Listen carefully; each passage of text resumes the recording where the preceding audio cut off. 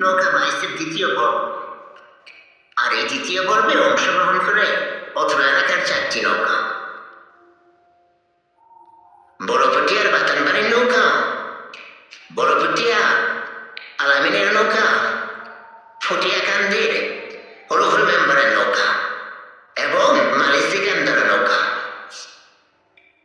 নৌকা বাইচ দেখার জন্য দূর দূরান্ত থেকে বহু সংখ্যক লোক উপস্থিত হয়। কেউ নৌকায় করে, কেউ লঞ্চে করে, আবার অনেকেই নদীর চারদিকে ভিড় করে এই নৌকা বাইচ প্রতিযোগিতাটি উপভোগ করে। প্রথম খেলায় অংশগ্রহণ করে পুটিয়া বাতানবাড়ির নৌকা এবং রুহুল মেম্বারের নৌকা ফটিয়াকান্দি। লাল জার্সি পরিহিত নৌকাটি হল ফটিয়াকান্দি রুহুল মেম্বারের নৌকা, আর অপর নৌকাটি হল বড়পটিয়া বাতানবাড়ির নৌকা। এবং এই প্রতিযোগিতায় বড়পটিয়ার বাতানবাড়ির নৌকা বিশাল ব্যবধানে জয়লাভ করে। প্রতিযোগিতায় দর্শকদের উপস্থিতি লক্ষণীয় ছিল। সবাই সবার জায়গা থেকে তাদের নিজ নিজ নৌকাকে সাপোর্ট করে। রেফারির বাঁশির ফোর মাধ্যমে খেলা শুরু হয় এবং উভয় নৌকারাই মাঝিরা চাচ্ছিল যেন তারা বিজয় লাভ করে এবং তারা তাদের আপ্রাণ চেষ্টা করে নৌকা চালাচ্ছিল। এবং ওদিকে যাওয়ার পরে খুঁটি ঘুরে আসতে হয়। বড়পটিয়া বাতানবাড়ির নৌকা প্রথমে খুঁটি করে আসে। খুঁটি করার পর উভয় নৌকা খুব আপ্রাণ চেষ্টা করে যেন তারা জয়লাভ করতে পারে।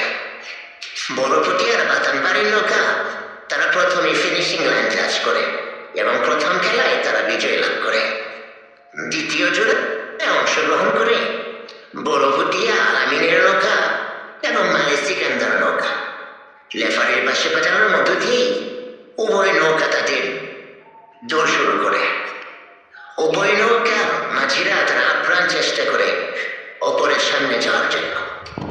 আলামিনের নৌকার পিছনের মাঝি ছিল অত্র এলাকার অন্যতম মাঝি বাবুল সর্দার। তার নেতৃত্বে বড়পটিয়া নৌকা বহুবার বিজয় লাভ করেছে। যাই হোক, দ্বিতীয় নৌকা বাইচটিতেও বড়পটিয়ার আলামিনের নৌকা বিজয় লাভ করে এবং তারা মালিসিকান্দার নৌকাকে অনেক পিছনে ফেলে ফিনিশিং লাইন টাচ করে এবং তারা এই খেলায় বিজয় লাভ করে।